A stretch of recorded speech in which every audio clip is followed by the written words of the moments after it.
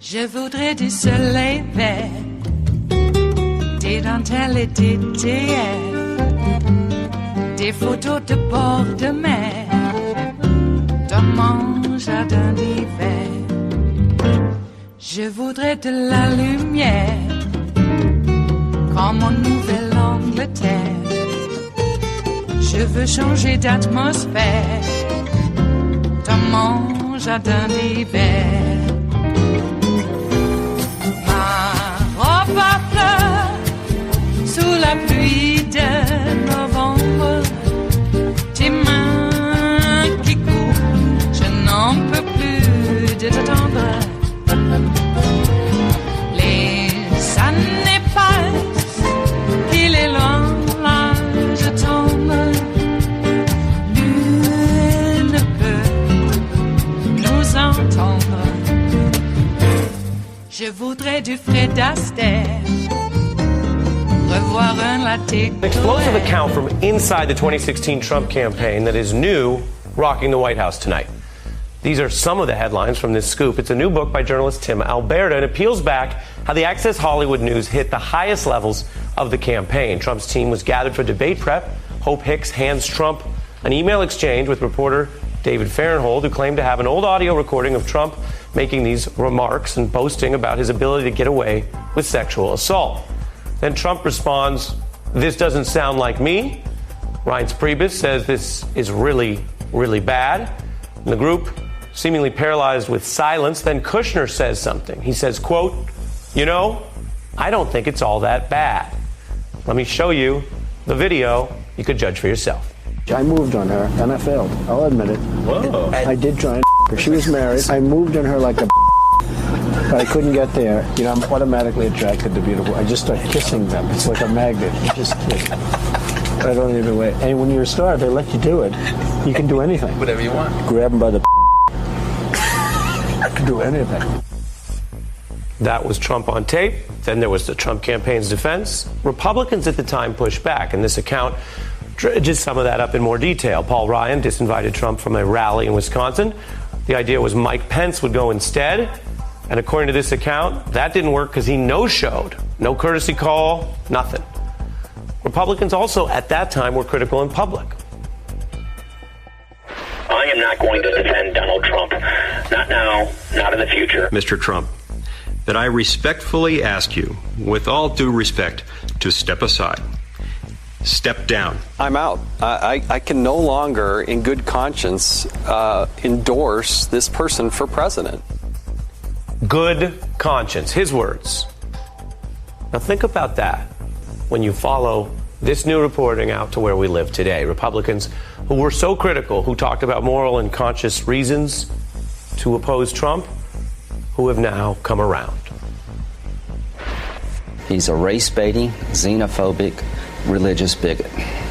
He doesn't represent my party. Do you think that he is a racist? Absolutely not. This man is a pathological liar. He doesn't know the difference between truth and lies. He lies practically every word that comes out of his mouth. A narcissist at a level I don't think this country's ever seen.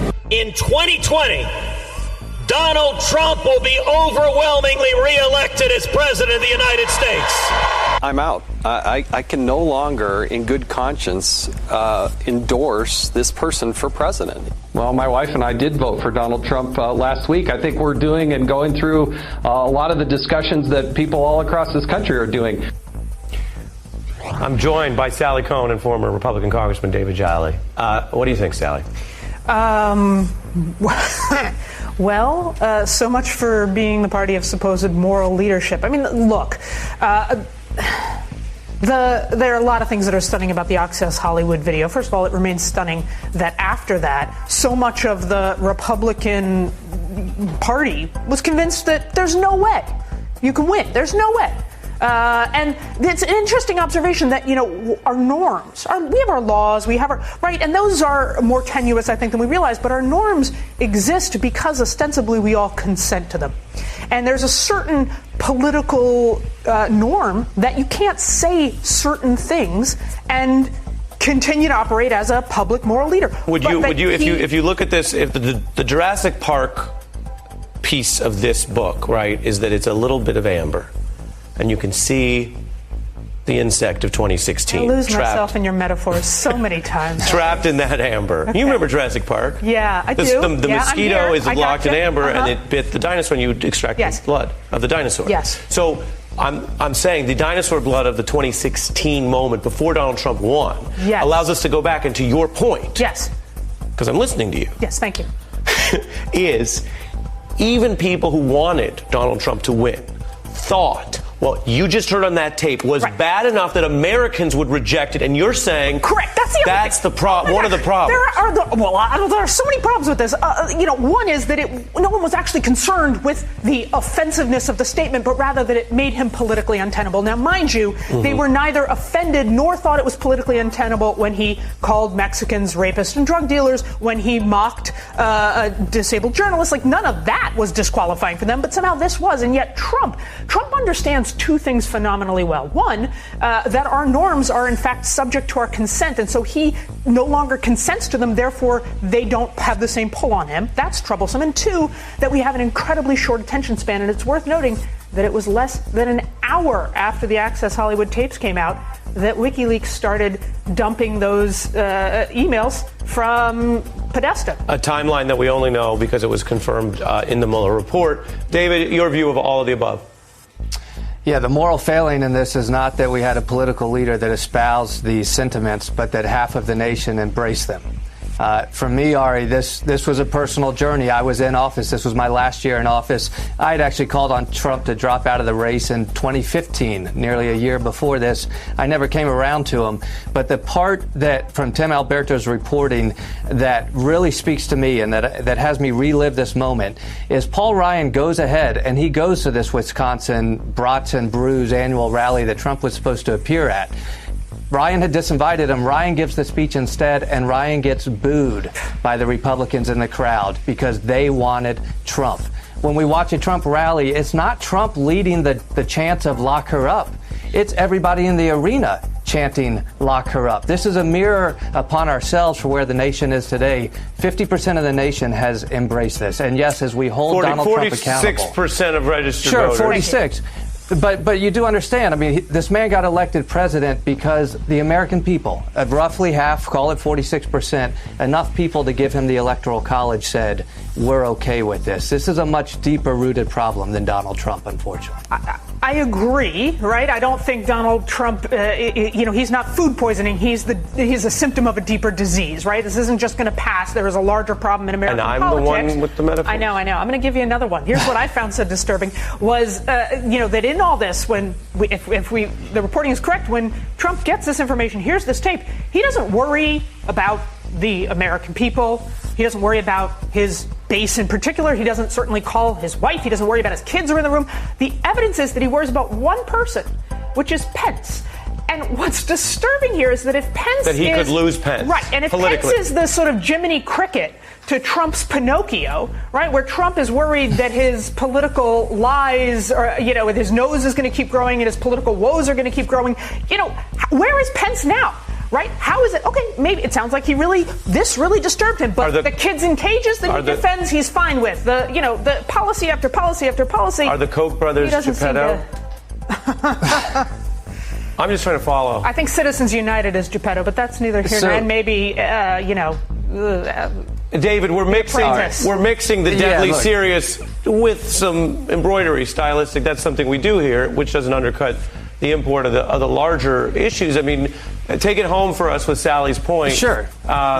You get the last word. Where are they now? Yeah, what Sally's speaking to is the second shoe that dropped. The first shoe was the party was already there and embraced them. The second shoe was that Paul Ryan and Mike Pence and Ted Cruz and Jason Chaffetz all realized through their own enlightened self-interest that, in fact, they were going to come around. The most damning words for each one of those four people you played were the words that came out of their own mouth. And it is right that we hold them accountable and Republican voters accountable, just as we hold this president accountable in 2020. It is Thursday, the 11th of July of 2019, and you are in West Coast Cookbook and Speakeasy. I am your chef de cuisine, Justice Putnam, and our daily special is Metro Shrimp and Grits Thursdays. A little bit of jambalaya, a little bit of spice in your life. Well. Looks like the Trump team is rocked by new revelations in that Access Hollywood scandal. And also a campaign worker who has sued the Trump campaign for sexual harassment. I believe it was Trump himself who was the harasser.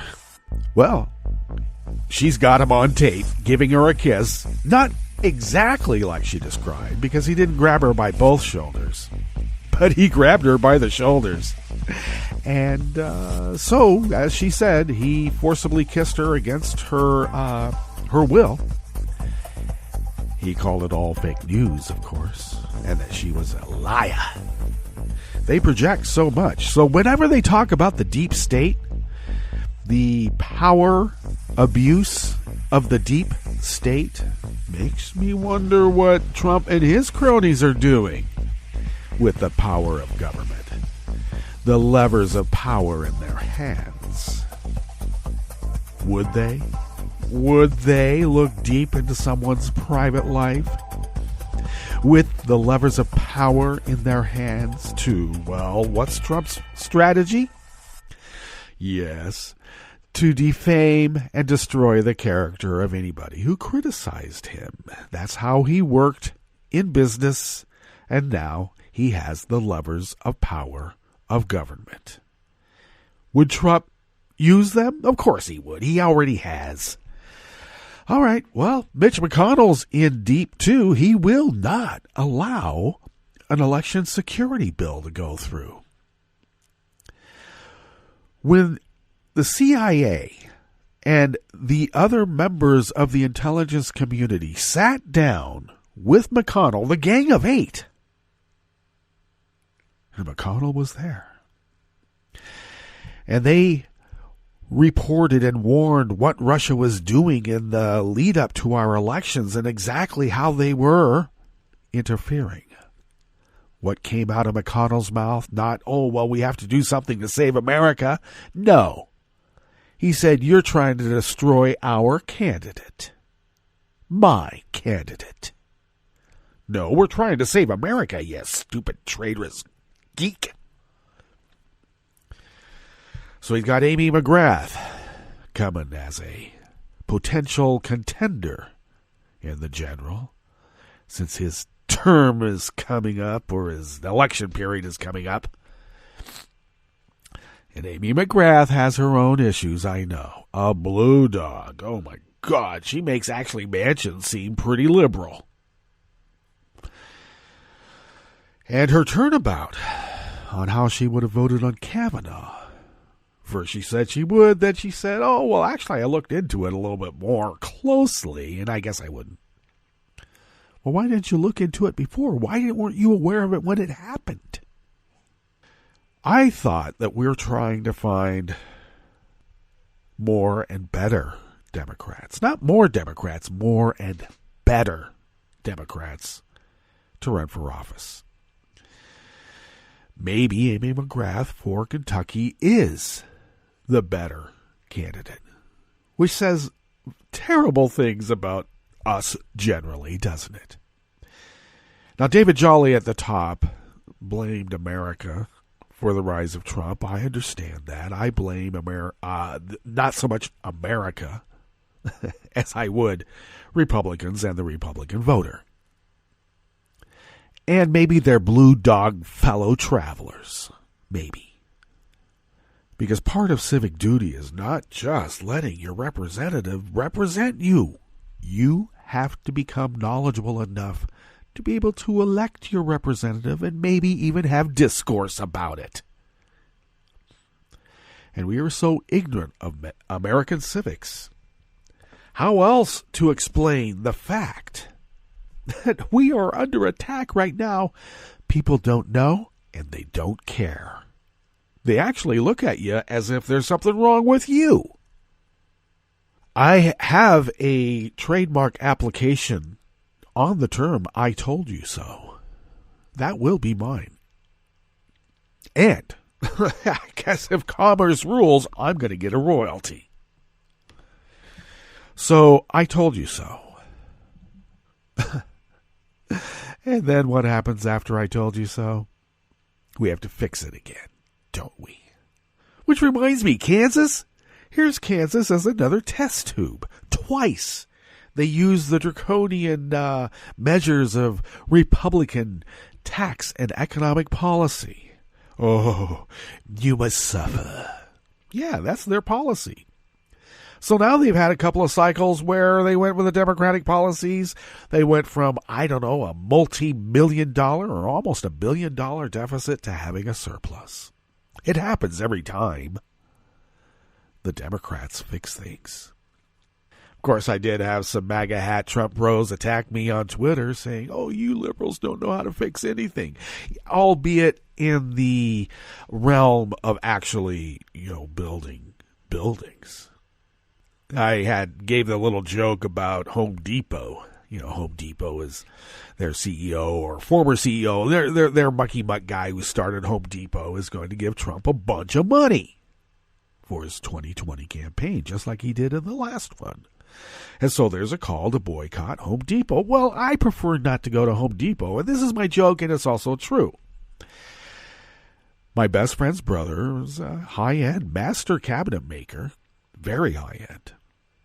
And his joke was the only test that you need to pass to work at Home Depot is a drug test, because no one knows anything about the trades, carpentry, anything.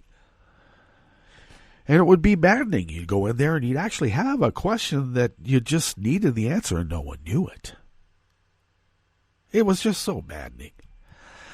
Well, we were taken to task. Oh my gosh. On the MAGA hat Trump bros came out and enforced, "You don't know how to fix anything." Well, actually, we fix it every single time.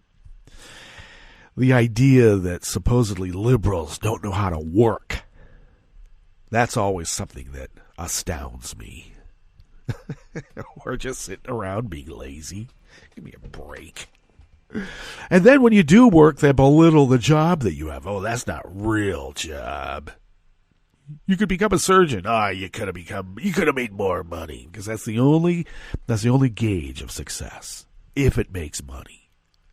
The only reason to do something is if it makes money. Not because it enlightens, not because it would uplift the soul, not because it might help another person, but only if it makes money. That's the only reason to do anything. And as my Trump bro said, from the time he was just out of high school, because he was a pretty successful businessman even then, he would say, "Don't love anything, because everything is for sale." I suppose you have to have a soul to sell it, now don't you?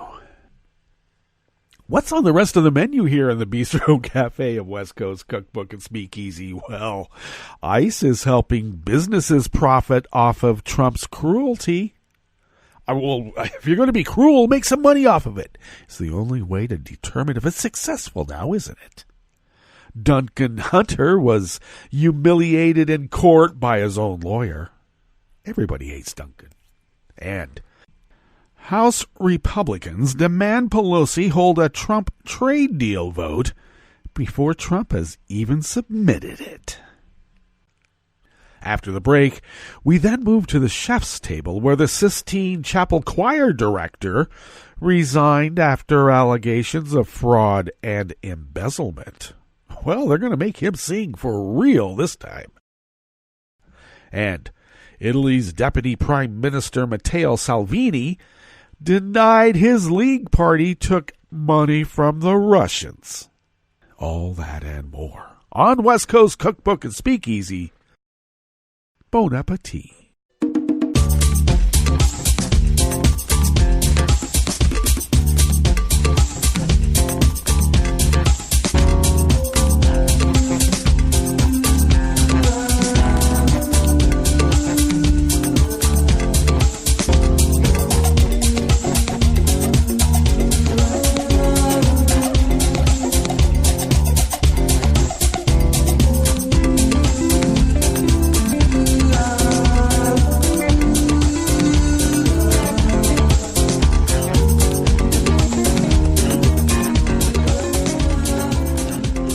At the bottom of our homepage at netrootsradio.com, to the rightish of the page is the chat room link along with our social media scroll, deftly placed close together. Kelly takes care of the chat room link, though she is in Philadelphia for Netroots Nation. And if you happen to be in Philadelphia, check us out on Radio Row. We have our Netroots Radio banner there, fully displayed, though Kelly may be roaming about taking in panels or lining up that interview that that's why we're there. We line up interviews and interview people. So check her out and say hi if you happen to be there. And we'll say hi to Kelly and thanks. All right. If you take a look to the leftish of our homepage at netrootsradio.com, you will notice the Patreon link, and do please become a recurring Patreon of Netroots Radio. You know, the cost of a latte coffee type drink, espresso, if you could afford to send, hey, buy us a coffee, but send that money to us once a month, and we will stretch those dollars beyond compare. We've been doing it for over 8 years now, 8 years of continuous 24/7, 365 broadcasting. I know that sounds redundant, but we have not been able to do it without your help. I know that's a double negative. So without your help, we wouldn't be doing it. There you go. And we appreciate your generosity. And that generosity is putting us well into another 8 years, possibly more. Thank you very much.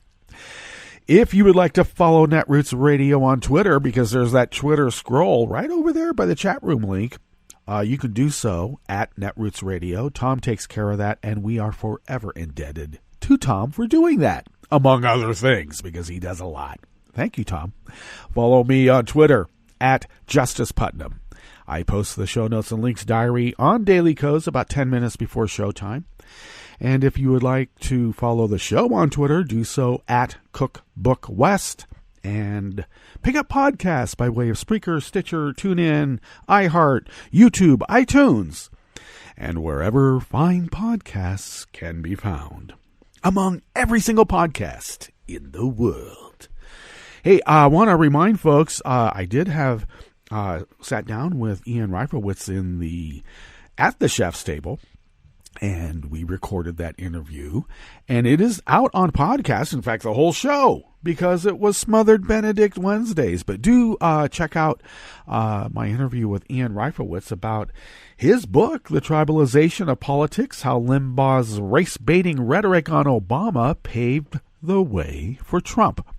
And also, he's going to be in Philadelphia for Netroots Nation, and, 12:30 local time in Philadelphia.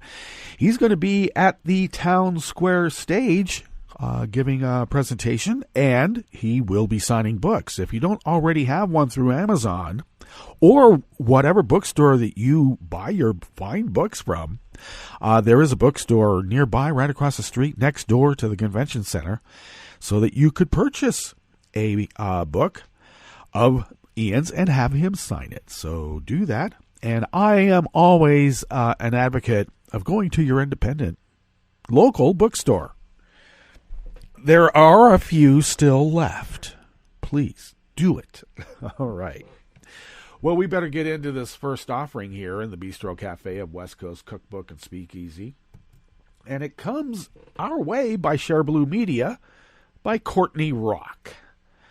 ICE, under the Trump administration, is detaining a record number of people despite Congress telling it not to.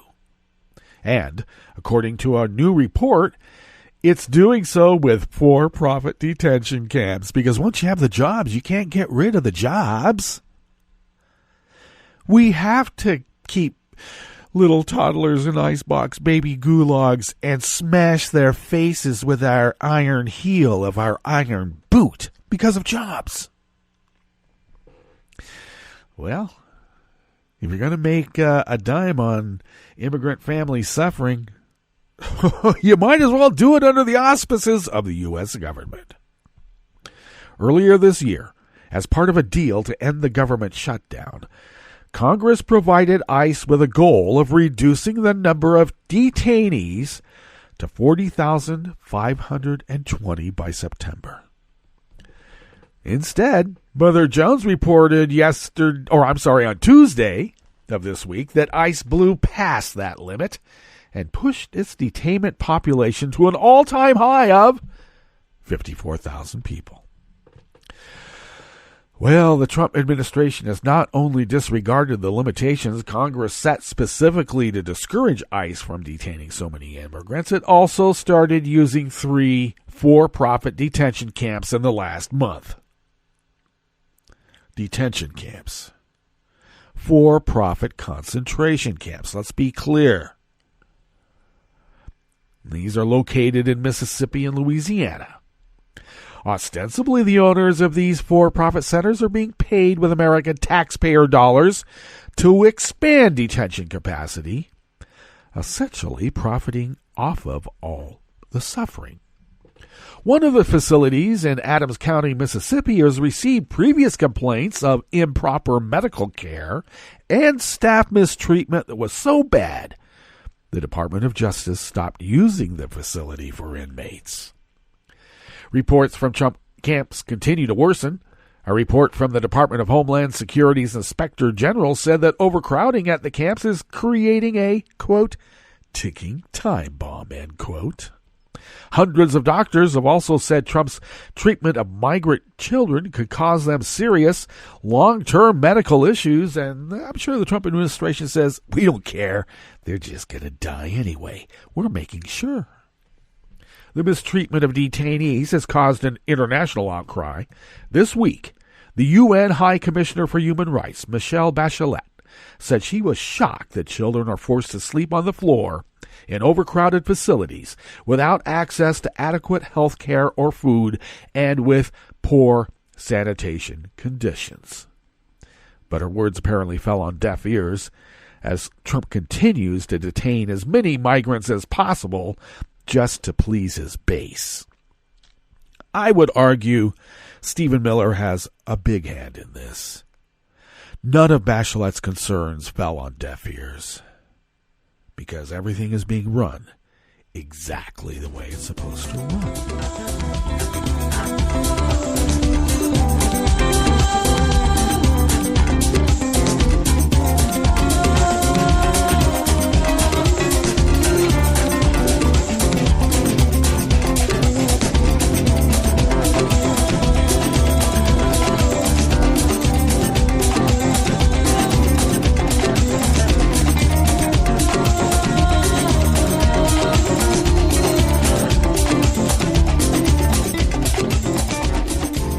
Lisa Needham, also of Share Blue Media, brings us this next offering here in the Bistro Cafe of West Coast Cookbook and Speakeasy, Metro Shrimp and Grits Thursdays. Well, Duncan Hunter just keeps losing. A federal judge on Monday denied Hunter's motion to dismiss the campaign finance violation case against him. The disgraced GOP congressman from California, a beach community, by the way, in Orange County, was indicted for taking hundreds of thousands of dollars in campaign funds to subsidize his high-flying ways, including financing several extramarital affairs with lobbyists that he is arguing that's just a business expense. Hunter tried to get the well-documented case against him tossed by claiming that the deep state is out to get him. This is going to work. Specifically, he said that the government attorneys working the case were biased against him because they'd once attended a Hillary Clinton fundraiser. Well, the judge did not buy it, ruling from the bench he disagreed with Hunter that the government attorneys were politically motivated and refused to dismiss the case. And Hunter just didn't lose in court. He was also humiliated by his own lawyer. The nefarious Clinton fundraiser, allegedly the foundation of a powerful political plot against Hunter, you know, the deep state. Well, it turns out that Hunter's own lawyer, Gregory Vega, attended the fundraiser. Yes, the same lawyer who wrote a 22-page brief about how the presence of government attorneys at the Clinton fundraiser was so problematic. Yes, the same lawyer who has donated thousands of dollars to Clinton campaigns and even more to other Democratic candidates and groups. And unlike the government attorneys Hunter tried to smear as politically motivated, who were there in their official capacity providing law enforcement support, Vega was at the fundraiser because he wanted to support Hillary Clinton and give her his money. Vega's misstep allowed the prosecutors to mock the absurdity of his argument that anyone who had attended a Clinton fundraiser was automatically biased against their client. That wasn't all. The judge also ruled that Hunter can't have the trial moved. Duncan wanted the trial to be held in the Eastern District of California rather than San Diego, where it is currently venued. Why did he want it moved? Because Trump carried the counties in the Eastern District and Hunter wanted a friendly jury. Jury and judge shopping. My. In denying the request, the judge noted that Hunter won re-election in 2018, even though local papers like the San Diego Union Tribune ran editorials against him. So it did not seem it would be impossible for Hunter to get a fair shake in San Diego. And this all comes on top of the fact that last week, the judge ruled that evidence of Hunter's extramarital affairs can be used at trial. Duncan Hunter allegedly used campaign funds to squire his lobbyist girlfriends around D.C. Oh. Now, Hunter is going to trial in San Diego, which he apparently sees as a dangerous liberal hotbed. Well, if you believe in the deep state, a military town like San Diego, which has been redder than red, even before red was ever discovered, is a liberal hotbed. It would be. The jury will hear evidence about all his affairs, and his own wife has turned on him and agreed to a plea deal. Looks like he just can't win.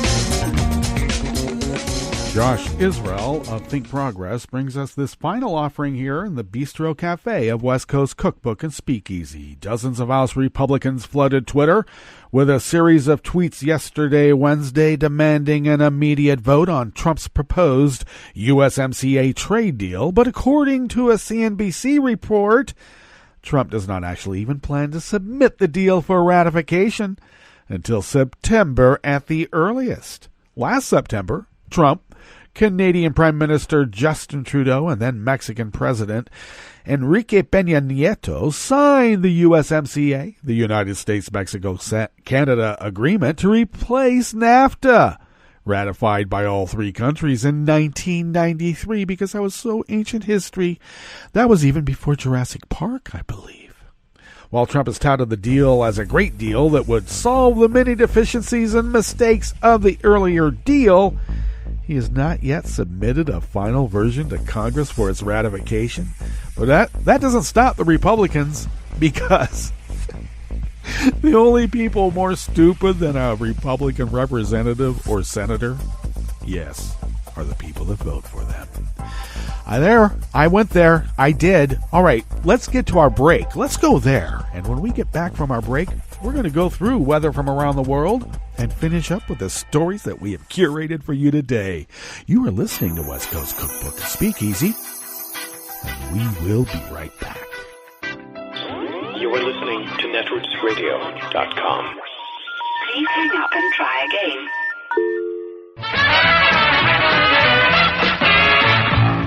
From a point at sea to the circles of your mind, a new force is at work for planetary transformation. New radio for a new Earth.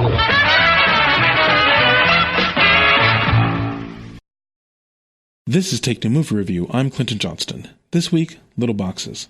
This Take Two is a hard one for me because I didn't want to write about The Last Black Man in San Francisco. Why not? Well, first here are the facts. In Last Black Man, writer/actor Jimmy Fails plays a character named Jimmy Fails. An African-American, he lives with his also black friend Mont, who is a visual artist and playwright. Mont befriended Fails when Fails was a teen and homeless, and now the two are inseparable. Homes are a fulcrum to Last Black Man, in which Jimbo and Mont continually go to the Fails family home, one of those classic Frisco Victorian houses, which Jimmy's father lost, leading to the dissolution of their family. Even though the neighborhood, once San Francisco's Harlem, is now gentrified and white, Jimbo, with Mont in tow, regularly sneaks onto the property and maintains the house in spite of the consternation of the white mature couple who are now living in what they call their home. Last Black Man is the first full-length movie by longtime friends and lifelong San Franciscans, Fails, and director/co-writer Joe Talbot, based on incidents in Fails' life. They both have interests in and connections to classic Hollywood, which is probably why Last Black Man feels simultaneously from another filmmaking era and yet still very much of this cultural moment. Watching this film felt like reading James Joyce's Ulysses. It was lyrical and thematically dense and ugly and beautiful and mysterious, and so deeply rooted in a time, place, and culture that I did not know. Oh, to be San Franciscan and watch this movie. But that's as much as I want to say. The movie speaks to so many things. One of them significantly is how people are encaged in boxes, homes of course being a physical manifestation of such, so it seems more than the usual disservice for me to fit this film into some kind of blithe and snide critical box for you. Just go see it and we'll find some cookie-cutter, faceless, corporate yuppie, trendy hipster, Wi-Fi hotspot, gentrifying coffee shop, and we'll talk about it. This has been Take Two Movie Review. I'm Clinton Johnston. Catch up with us at TakeTwoMovieReview.com and feed us back on our page on YouTube.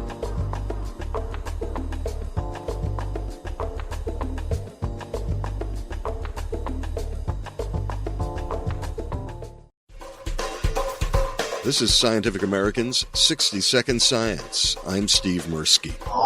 Justin Verlander of the Houston Astros will start tonight's Major League Baseball All-Star Game for the American League. He's in the news for more than that, though. Monday, he told ESPN that the huge rise in home runs this season is due to the fact that the 2019 baseball is what he called, quote, an effing joke, end quote. Many other players and commentators have questioned whether the ball is juiced, that is, made so that it travels farther and faster. So however they are making or creating the baseballs, they're coming up with a rounder baseball. Sports data scientist Meredith Wills.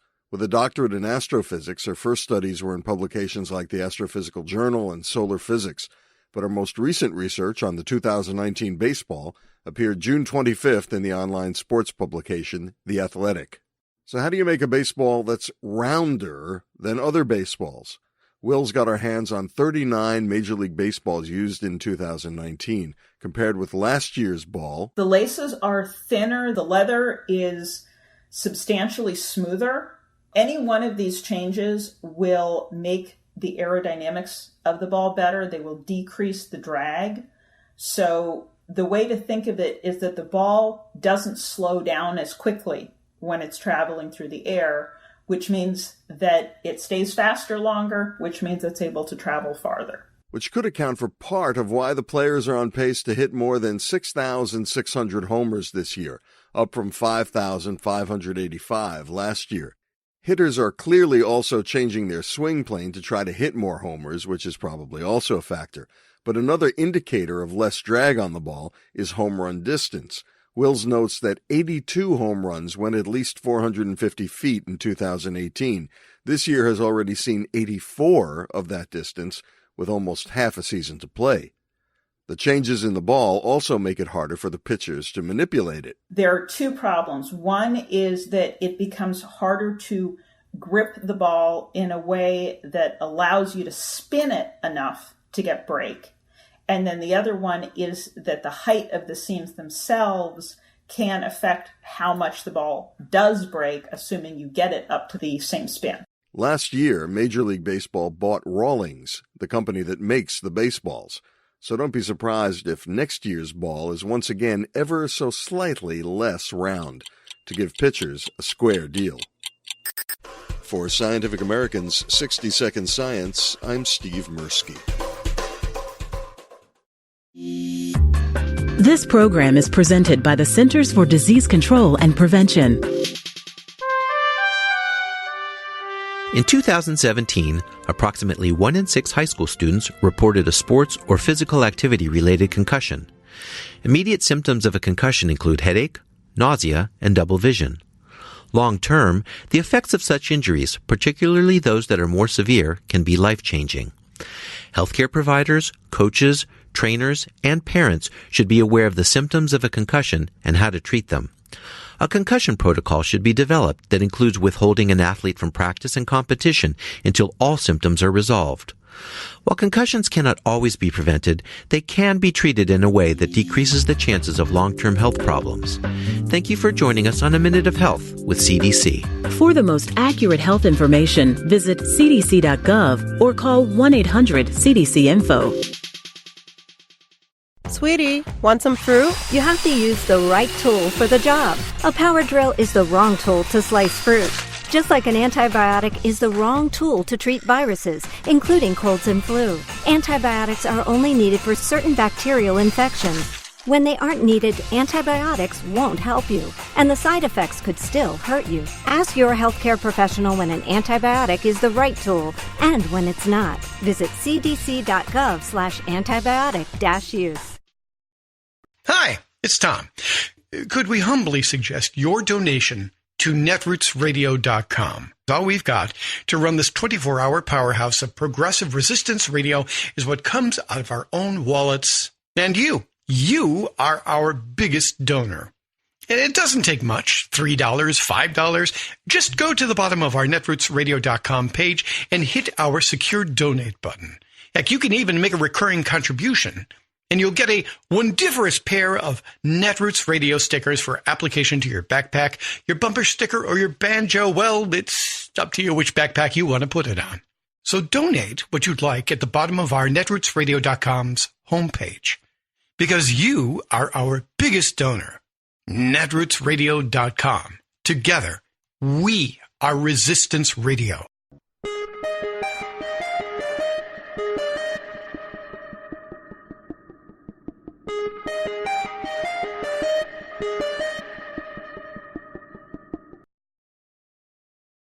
This Civil Liberties Minute is about prison labor and a high school. I'm Bill Newman. As part of a journalism class, an Amherst, Massachusetts high school senior, Spencer Cleash, wrote a 3,000-word expose on how his school system was using prison labor, inmates at Norfolk State Prison, to reupholster the high school and middle school's auditorium seats. The school system secured that contract for a reason. Massachusetts prison labor is cheap. Prisoners are paid between 14 cents and $1 an hour, according to the Department of Correction. This extremely well-written story puts competing interests in sharp relief. On one hand, the prisoners are being totally exploited. On the other hand, the work can teach a skill. The story has gone viral. And as a result of the expose, the school system has announced that it will no longer use prison contract labor. There's an even bigger story to this story. And that is that good, accurate, thoughtful, well-written reporting still matters. This work by young people disproves Trump's insidious pronouncements that the press is the enemy of the people. It's not. And the students at the Amherst Regional High School journalism class, as Crosby, Stills, and Nash put it, have taught us well. your parents well. The Civil Liberties Minute is made possible by the ACLU because freedom can't protect itself. I'm Rick Smith, and this is Labor History in 2. On this day in labor history, the year was 1892. Striking silver miners in Coeur d'Alene, Idaho, blew up the Frisco mill. The miners were upset because the company had hired Pinkerton guards to infiltrate the mine. Working conditions in the northern Idaho mining district were terrible at that time. Many workers were injured, and some died because of lack of mine safety. When mine owners wanted to purchase new equipment, they cut costs by increasing working hours and decreasing miners' pay. In response, the miners decided to strike. The mine owners, unsurprisingly, brought in scabs. Some scabs were persuaded to honor the strike. The mine owners also hired Pinkertons to infiltrate the ranks of the strikers. One Pinkerton, Charlie Sharingo, was so successful at gaining the confidence of the strikers that he became the union's recording secretary. The infiltrator had access to the union's financial records and relayed all information he uncovered to the mine owners. By early July, Union miners suspected Sharingo was a spy. The miners became more militant, and in the very early hours, miners gathered to stop a trainload of scabs from entering the mine. Pinkerton guards were brought in to protect the incoming scabs. A shootout between the guards and the miners erupted. It was unclear who shot first, but the miners retaliated by dropping a box of powder down a flume in the Frisco mill. The box exploded, and one company employee was killed. A battle broke out at a nearby mine, and 3 miners were killed before owners surrendered. 3 mines fell into the hands of the workers by that evening. The governor of Idaho declared martial law and sent in the Idaho National Guard to break the union. These events helped to lead to the creation of the Western Federation of Miners. Labor History in 2 brought to you by the Illinois Labor History Society and The Rick Smith Show. For more information, go to laborhistoryin2.com, like us on Facebook, and follow us on the Twitters at Labor History in 2. I read the news today, oh boy. It's time for Nicole Sandler's What's News from NicoleSandler.com and the Progressive Voices Network. Embattled Labor Secretary Alex Acosta held a press conference Wednesday to defend his role in the Jeffrey Epstein sexual abuse scandal. Acosta, who at the time served as the U.S. Attorney in South Florida, said that his office intervened in the case after state prosecutors failed to secure a plea deal that would have resulted in jail time for Epstein and give justice to his victims. Quote, I wanted to help them. That's why we intervened, and that's what the prosecutors of my office did, he said. They insisted that he go to jail and put the world on notice that he was and is a sexual predator. Here's more. We believe that we proceeded appropriately. Based on the evidence, there was value to getting a guilty plea and having him register. As you watch these victim interviews, it's very obvious that the victims feel that this was not a sufficient outcome. These victims were traumatized. We can't begin to understand what they went through. And they look at this and they say, but why? And so you always look back and you say, what if? This was the view of the office. There is a value to a sure guilty plea because letting him walk, letting what the state attorney was ready to do go forward would have been absolutely awful.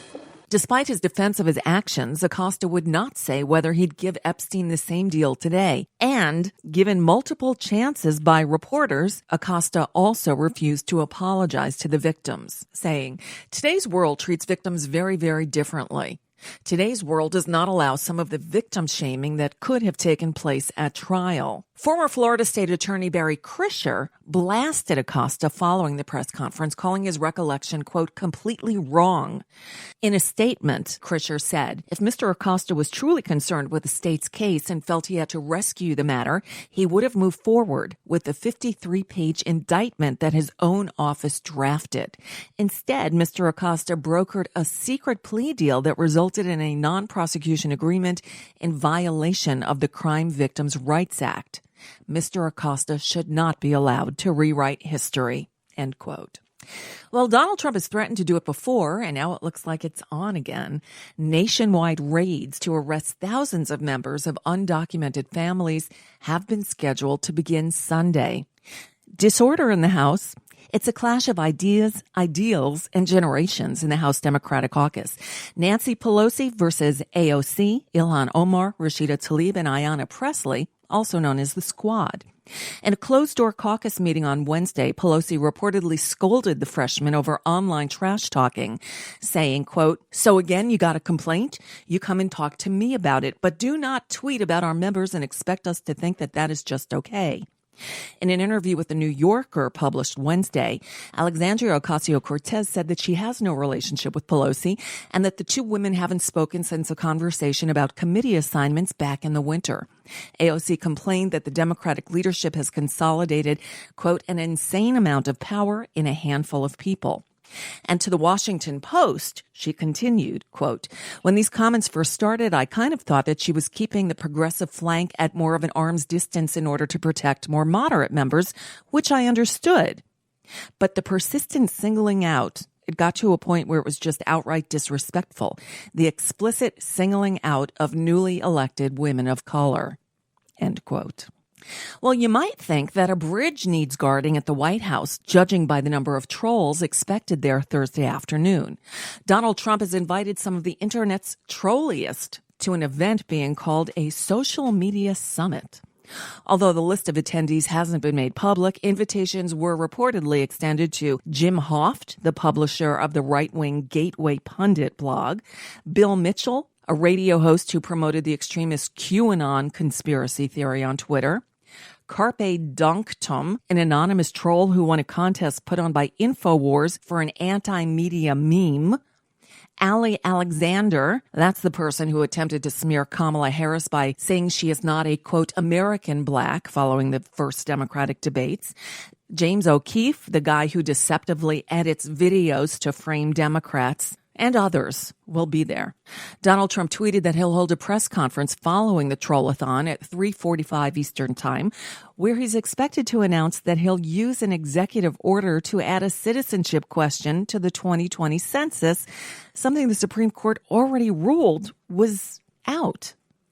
New Orleans is flooding, and a brewing storm could bring severe damage this weekend. Hours of intense rain soaked the city, flooding streets and shuttering downtown stores. Meanwhile, New Orleans is bracing for more damage. Weather experts warn a potential tropical cyclone could strengthen into a hurricane just in time to slam into the coast. And finally, thousands of screaming fans celebrated the U.S. women's soccer team in New York Wednesday. The team returned from France after a historic World Cup win to massive celebrations. They used their victory parade as a platform to fight for equal pay. And that's just a bit of what's news for now. I'm Nicole Sandler. If you appreciate these reports and the Nicole Sandler Show, I hope you'll consider making a contribution. My work is 100% listener supported, and I really can't do it without your help. Find out more at NicoleSandler.com/donate.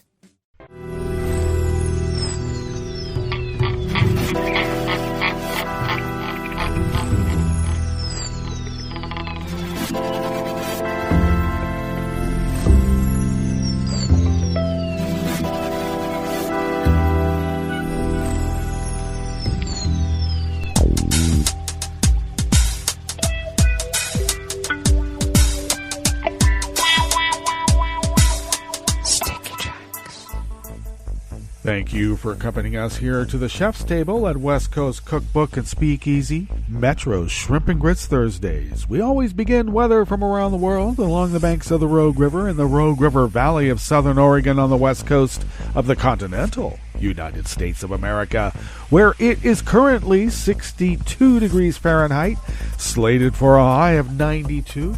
Partly cloudy conditions, though I must say those partly cloudy conditions have pretty much given way to quite sunny conditions with only a smattering of clouds. Very little chance of rain today, a little bit more tonight, overnight lows in the mid-60s. Winds will be out of the west-northwest today at 5 to 10 miles per hour, shifting tonight out of the north-northwest at 5 to 10 miles per hour. Expected to be partly sunny tomorrow with highs in the low to mid-90s and winds out of the northwest at 5 to 10 miles per hour. Grass pollen is high. The air quality index is good and has fallen to 6 parts per million. though that daytime UV index is very high at 9. Locally, barometric pressure is holding steady at 29.92 inches, visibility is up to 10 miles, and relative humidity is at 83%. Weather from around the world is brought to you by people's personal weather stations that they purchased. These people planted these purchased personal weather stations somewhere on their property, and these people positively live around the world. London is 80 and partly cloudy. Paris is 85 and fair. Rome is 85 and partly cloudy. Kiev is 65 and fair.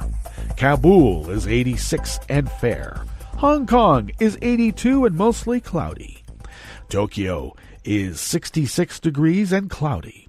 Sydney, Australia is 53 degrees and clear. San Francisco, California is 56 degrees and mostly cloudy. And New York is 85 degrees Fahrenheit and fair. And that is weather from around the world, brought to you by people's personal weather stations that they purchased.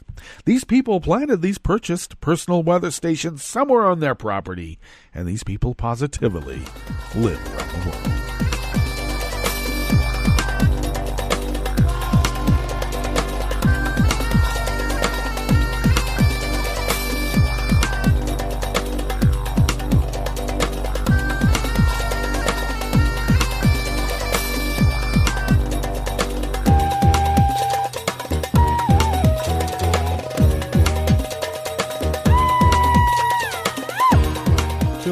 Pulela of Reuters brings us this first amuse-bouche here at the chef's table at West Coast Cookbook and Speakeasy.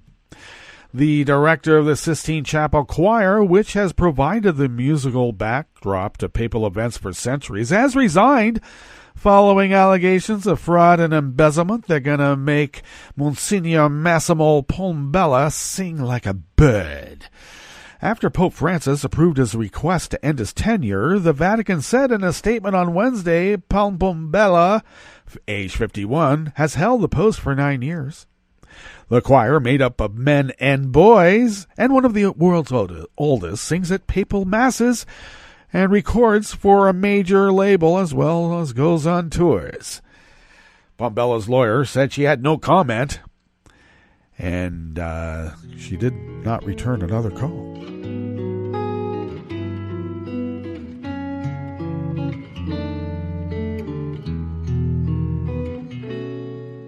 Je te donne, c'est mon amour pour la vie entière. La promesse de me trouver à tes genoux. Aussitôt que tu m'appelles, rester toujours fidèle. C'est tout, c'est tout. Je te donne tous mes printemps, mes étés de mer. Mes automnes, quand les feuilles tombent partout. Si ce n'est pas une bonne affaire, je te donne tous mes hivers, c'est tout. Anonymous worker bees at Reuters bring us this final amuse-bouche here at the chef's table at West Coast Cookbook and Speakeasy. Italy's Deputy Prime Minister Matteo Salvini denied a report that his far-right Lega party had sought millions of euros from Russian investors via a secret oil deal. The U.S. website BuzzFeed said it had received an audio recording of talks in Moscow in October among 3 Italians, including a close aide to Salvini, and 3 unidentified Russian men. During their 75-minute meeting, the 6 men discussed a possible deal involving a Russian company selling oil worth some $1.5 billion at a discount to enable the League to pocket part of the difference. There was no evidence the transaction took place yet, in this reporter's opinion. Salvini had been in Moscow at the same time as the alleged meeting in a city hotel, but there was no suggestion he took part in the discussions. He denied that his party had received any illicit funding because he really does believe that any money from the Russians is legal tender. Well, that brings us to the end of our broadcast period for the day. But you do know that Netroots Radio is going to broadcast on. In fact, we're going to meet up tomorrow for Blue Moon Spirits Fridays. So do stay tuned to Netroots Radio all day and all night for all the breaking news as it breaks. And we'll meet up here tomorrow, right here in West Coast Cookbook and Speakeasy. Bon appetit.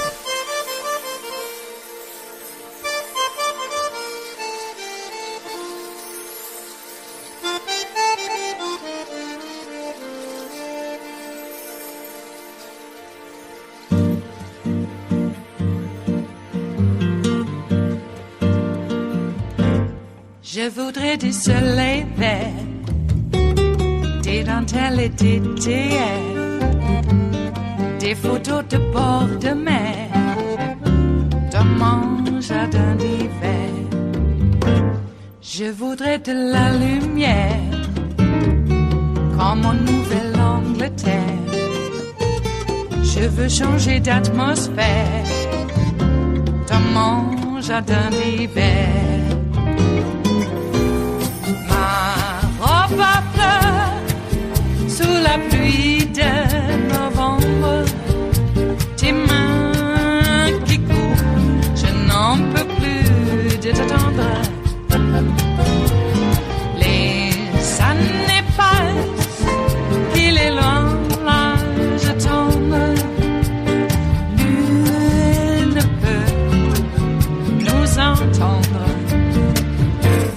Je voudrais du Fred Astaire, revoir un latte coeur. Je voudrais toujours te plaire dans mon jardin d'hiver. Je veux déjeuner par terre, comme au long de golfe clair, t'embrasser les yeux ouverts dans mon jardin d'hiver.